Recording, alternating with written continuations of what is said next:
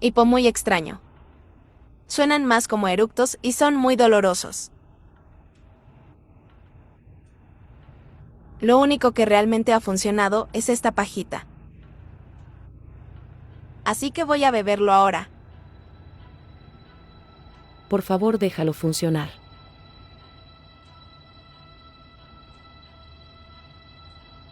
¡Wow! Eso es una locura. Esto se convertirá en parte del botiquín de todos.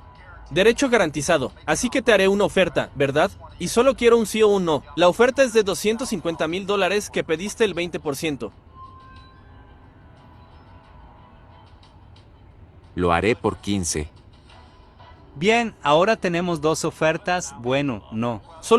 Estás a punto de tener una opción, así que tienes que decidir ahora. Esta es la paja que colmó el vaso de ese episodio de Shark Tank.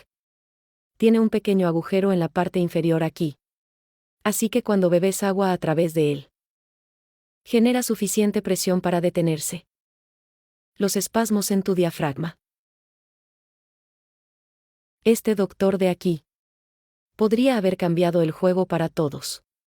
Pero acaban de lanzarlos en la tienda de TikTok.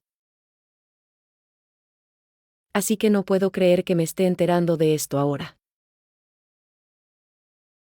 Si quieren comprobarlo por ustedes mismos.